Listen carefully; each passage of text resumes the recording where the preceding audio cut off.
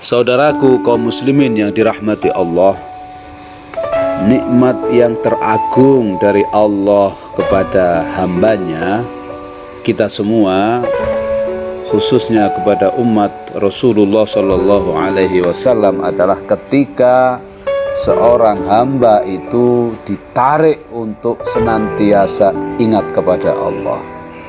Ketika seorang hamba ditarik oleh Allah untuk selalu zikrullah, itulah nikmat paling agung. Sebab apa? Dengan zikrullah kita tidak akan pernah ingkar dan bermaksiat kepada Allah. Dengan ingat kepada Allah berarti kita membuang potensi-potensi kesombongan, keangkuhan, dan kemunafikan. Maka ketika kita sudah mendapatkan nikmat iman dan Islam, lalu masih ditambah oleh Allah nikmat ingat kepada Allah atau zikrullah, sesungguhnya itulah nikmat teragung yang tidak ada bandingannya dengan apapun. Ada yang salah dari pikiran kita selama ini ketika memandang nikmat itu hanya yang fisik, hanya yang nampak, uang, jabatan, harta, dan seterusnya misalnya. Kalau kita tidak mendapatkan uang, jabatan, harta, dan sesuatu yang fisik-fisik itu, seolah-olah kita tidak mendapatkan nikmat. Itu salah besar. Karena nikmat-nikmat yang fisik masih sangat berpotensi untuk membuat kita tergelincir, karena kita tidak kembali ingat kepada Allah sebagai Sang Pemberi nikmat.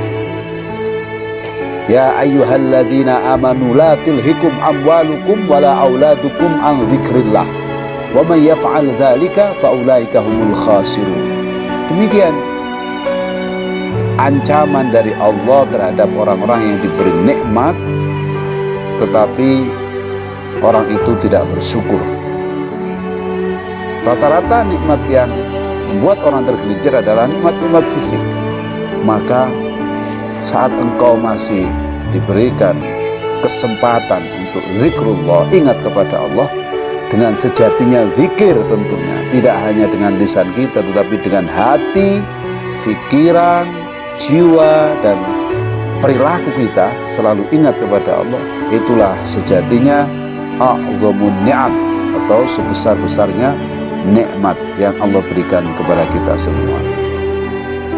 Maka saudaraku yang dirahmati Allah, mari kita jaga nikmat teragung ini dengan senantiasa kita sambungkan diri kita kepada Allah Subhanahu wa ta'ala. Wujud zikirnya bermacam-macam, bisa dengan sholat, bisa dengan membaca Al-Quran, bisa dengan bersedekah, berbuat baik, tetapi ikhlas lillahi ta'ala, bukan karena ingin dipuji oleh orang lain, serta beramal-amal yang soleh lainnya yang hanya ingin mengharap ridho dan rahmatnya Allah Subhanahu wa ta'ala.